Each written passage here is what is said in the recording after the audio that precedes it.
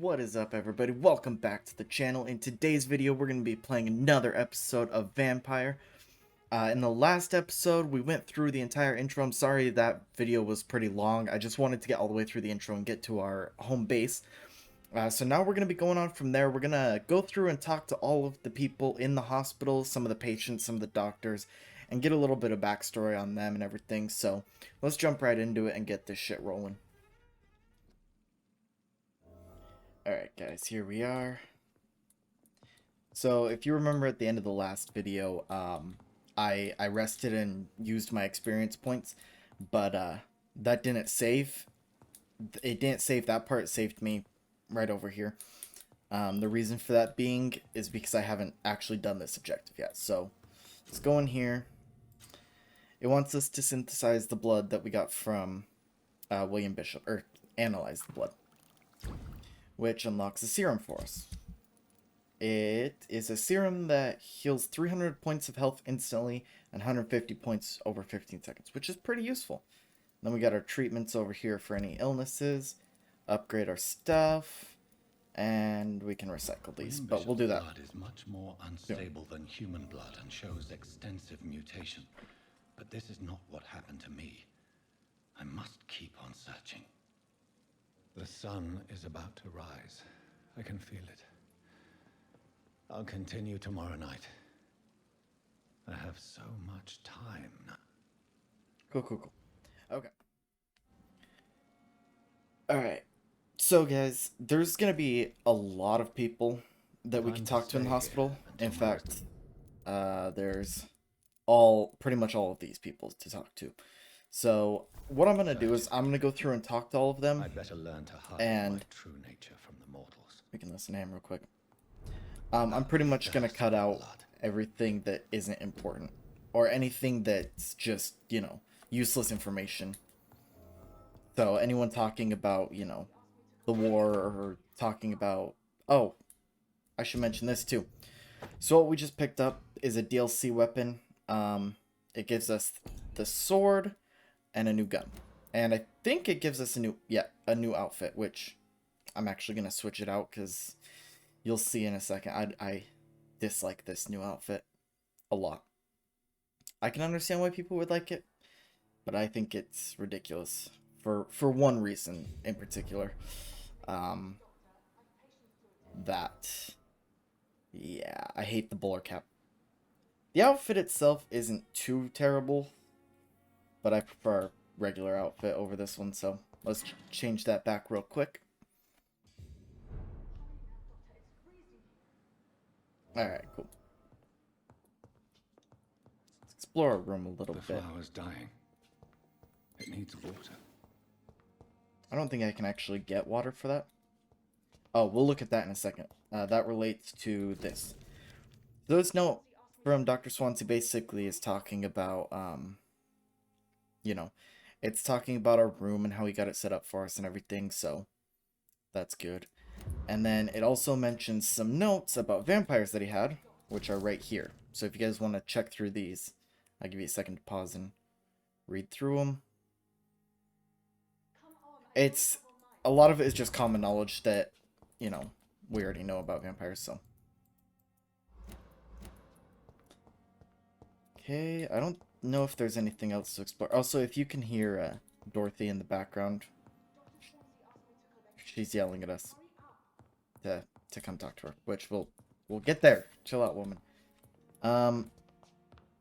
Let's see if we can upgrade any weapons real quick. So we're actually we're gonna equip the new sword and the new gun. Damage and stats and everything aren't too significantly better for the gun, but it's nice. And then the sword is decently better. I really like the sword. So we're gonna see if we can upgrade that, upgrade the damage a little bit. And then we've got different customization options. So this one increases damage dealt, and this one absorbs blood on hit. Since we want to use, eventually I believe we'll get weapons that go in our offhand that absorb blood for us instead of stunning. So we're not going to get Well, you know what, actually? Here's what we'll do. I got an idea. We've got 2 blood absorptions here and 2 damages here. So we'll do blood absorption, damage, damage. That's the plan. And then these ones just decrease stamina consumption, which is good, but it's not something I care too much about. And that's the only upgrade we can afford for that. And for that. And we're not going to upgrade this because it's whatever. We'll recycle both of these. And then I don't know if we can actually get any of these yet. No. Alright. Let's go see what Dorothy wants.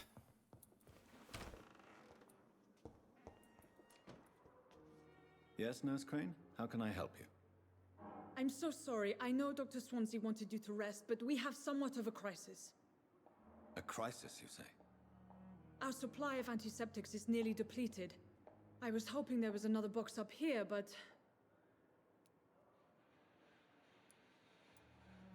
Sorry. There's nothing here. Some of the patients won't last the night without them. Honestly, sir, I'm beside myself. I may have a solution. In France, during the war, drugs shortage was a daily problem, and we had to use our wits to overcome the shortages. However do you mean? If combined correctly, certain household chemical products can be used in a pinch instead. Now, where's the hospital storeroom? The storeroom? Fat chance. This is the Pembroke, and space is luxury we don't have. Everything used to be stored in the old morgue. Perhaps I should look there first.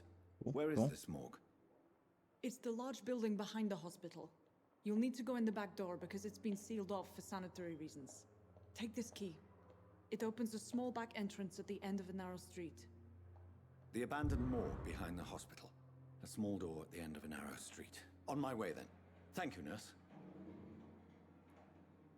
Yes, Okay. Doctor? So I'm gonna run through her dialogue, see if we get anything else from it. But basically, she just gave us our first main story quest. If we talk to everyone and just run through all their dialogue, sometimes they'll give us hints about themselves, about each other, or they'll actually give us little side objectives. So I'm gonna go through everyone's dialogue. If they say anything interesting or relevant, I'll show it. Or if they give any hints or side objectives, I'll show that. But for the most part, I'm just gonna skip through everything so that you guys don't have to sit through all that. Time lost its effect. The pain. Good evening, miss. I'm Dr. Reed, the new surgeon at the Pembroke Hospital. And who are you? Your name has no meaning to me, mortal.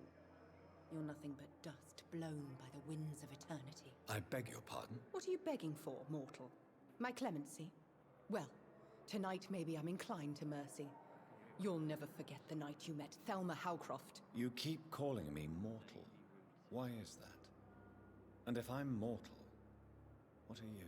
Well, Dr. Reed, if you must know, I'm a vampire. Spooky. And why do you believe you're a vampire? I don't need to believe anything. It is what I am. It is what I feel within this hollow shell of flesh. Please, describe to me how you feel. What is it like to be a vampire? I can hear my body crumble from the inside as my flesh cracks and fades. I sense the last pulse of postulant blood within my drying veins. I need new blood. I see. Have you ever heard of Cotard syndrome, Miss Howcroft? Never. It's a mental illness discovered by a French neurologist named Jules Cotard. The affected patients are delusional. They believe that they are putrefying, that they are dead, a ghost or a ghoul, or in your case, a vampire. Delusional, you say? Oh, sad and petty mortal. You can't even begin to understand the concept of immortality. And you think it is I who am delusional. I'm assuming you must be a patient here. Am I right, Miss Howcroft? It's only a cover. To hide from my enemies. I can leave whenever I want. As a woman, a spirit, fog, or bat. Who are these enemies you mentioned? Can you describe them? I cannot say for sure. but I sense their eyes on me from nearby. I feel them watching me every time I visit the garden near the morgue. The staff here are not your enemy. They're here to help you, to care for you. I'm not speaking of the doctors in white. I'm speaking of the men and women who hunt me, for I am a vampire. I see. Don't worry. These people will not find you here. I'll personally make sure they leave you alone. Thank you, mortal, but do not interfere with them, for you are no match for those that hunt me.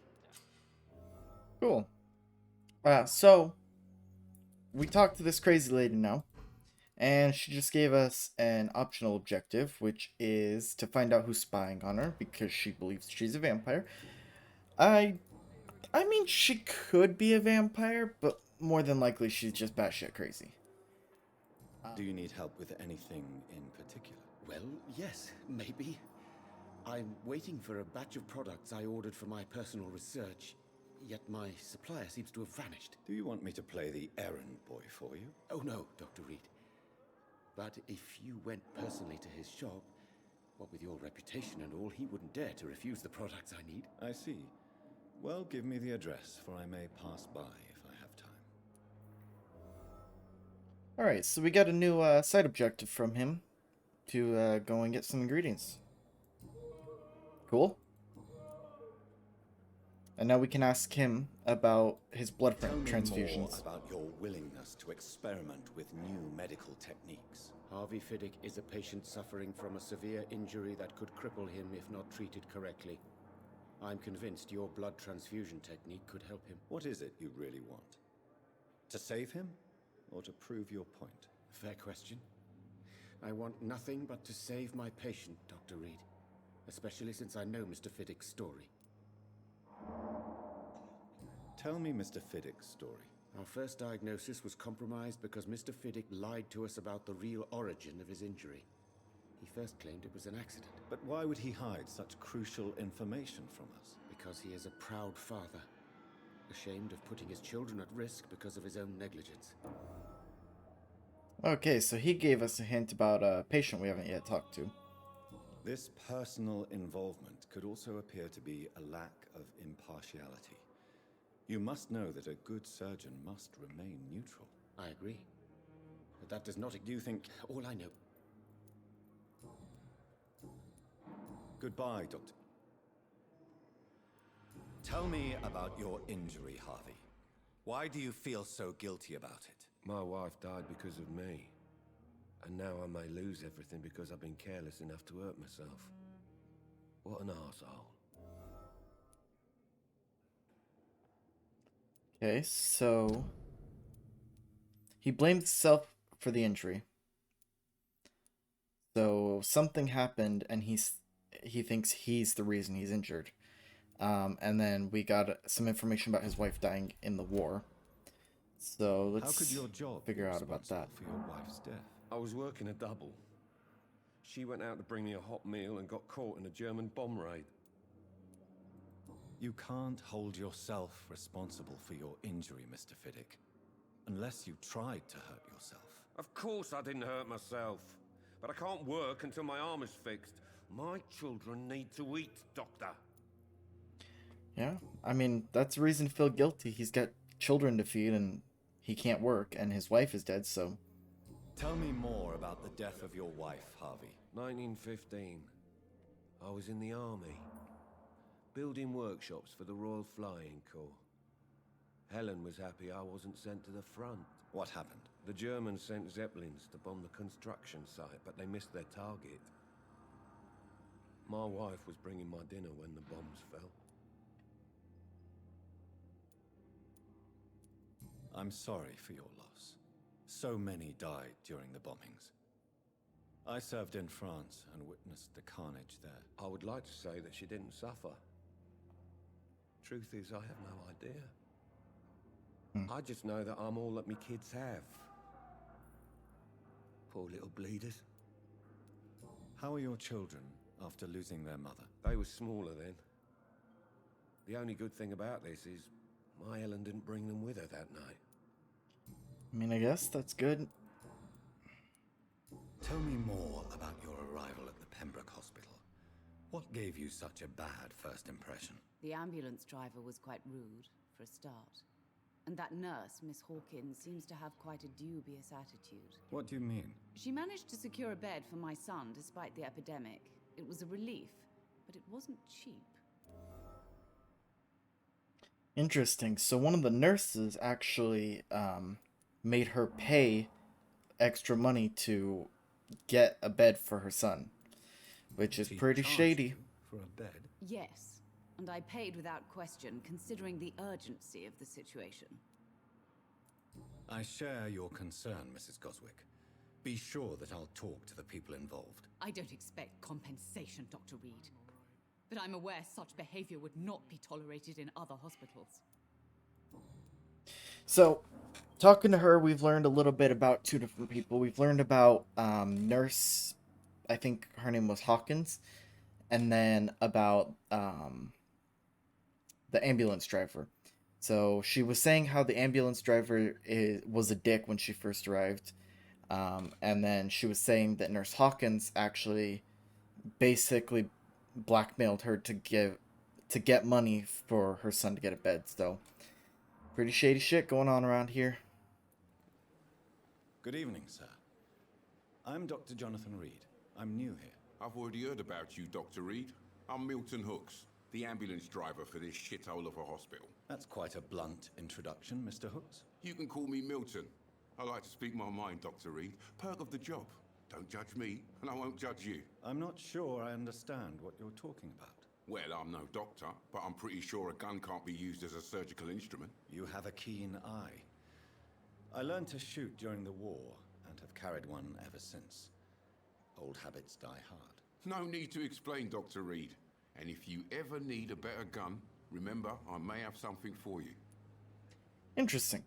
So, we haven't talked anything about what the other people around here have been saying about him, but he's a shop.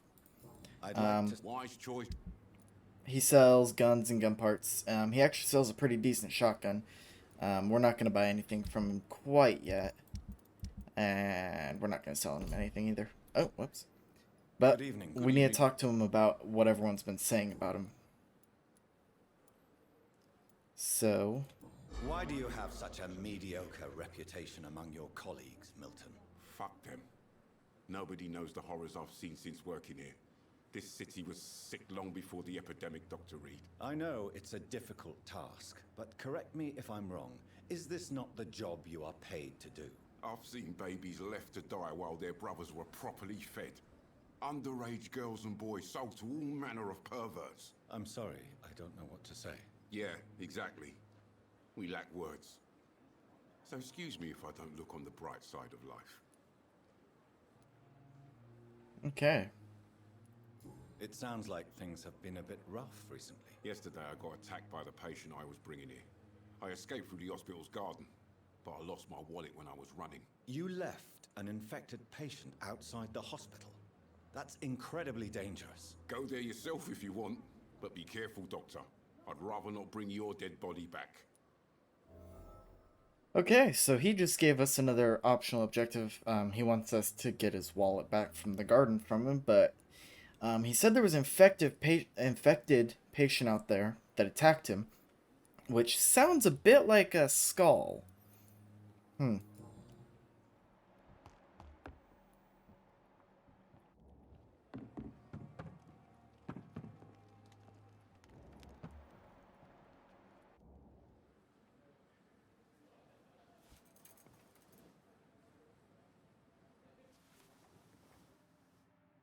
How can I be sure I'll not find your unconscious body in the house again?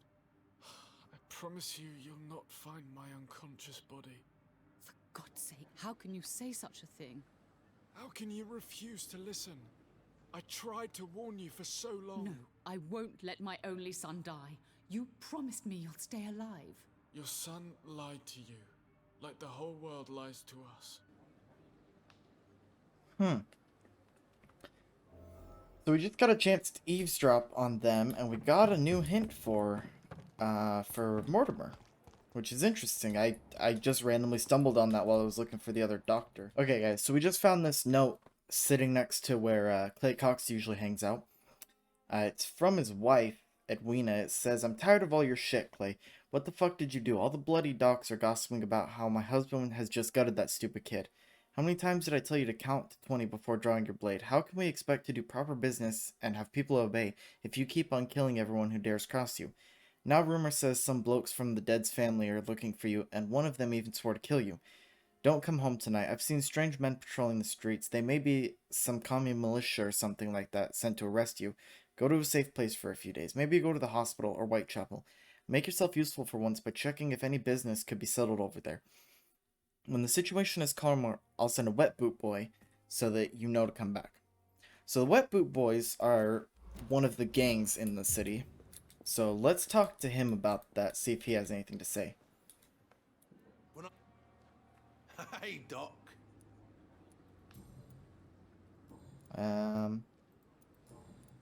Here. Am I right to assume your wife's letter pissed you off, Clay? I was so mad I threw away the knife she got me when we got married. Your wife gave you a knife as a wedding. That's an awesome wife. That knife has always been my lucky charm. If I'd had it in my hand when I got stabbed on that pier, I'd not have been wounded. Cool. Do you want it back? I don't need it here, but if you'd be kind enough to bring it to me, I'd be really grateful. A grateful Clay Cox. I might just find your knife and bring it back to you to see that happen. I can give you directions, but I'd be surprised if you managed to find it. My hideout isn't meant to be found easily. Cool, so we got a new investigation to go and find his knife. A lucky charm. I know. We all have our flaws. So, that's going to be an interesting one. Let's ask him about his wife. What can you tell me about your marriage, Clay? Marriage is the sweetest cage, they say. Well, I found myself locked in one with a wild animal. You mean your wife keeps you on your toes? No, I mean, we both have claws and we both love to bite. Alright then. Please, sir. I need help bad. What's going on? I'm Blight, sir. Newton Blight. I've lost my mate.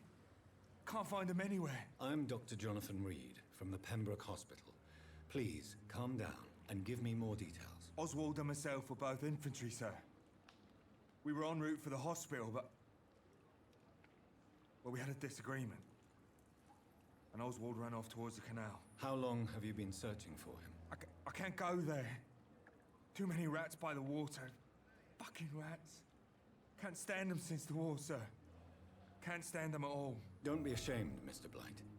Many soldiers who survived the trenches suffer from musophobia. I'll see what I can do for your friend. This is a We were looking... What can you... I'm Oswald.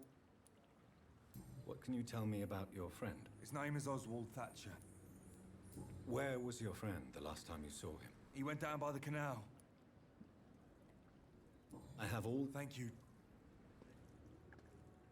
Have you found... Not yet. All right. I have all the info... Thank you. Yeah, guys, so that guy just gave us a new quest to go and search for his friend. Which we'll get to eventually again. And then he does have his little shop. He sells more of stuff for our treatments and for our whatever they are, our vials that help us. So we're gonna buy this one because it'll give us something new that we can create. So now I believe we've talked to everyone. Yeah, we've talked to everyone in the hospital except for this guy, which this is the guy that this guy gave us a quest to find. So until we go and find him, we can't talk to him. But we've talked to everybody else, got a bunch of information about them. We have 2 people that are fatigued that we can cure eventually. And then we got a hint about these 2, but we'll go and talk to them about that in the next episode because I believe they're going to give us another side quest to do. So, I'm sorry for this one being kind of boring episode, but, you know, I got a whole bunch of the side stuff out of the way and got some kind of interesting information. So, I really do hope you guys have enjoyed. Thank you guys so much for watching. I'll be posting a new video this next week, so stay tuned for more. And as always, have a great night, guys. Peace.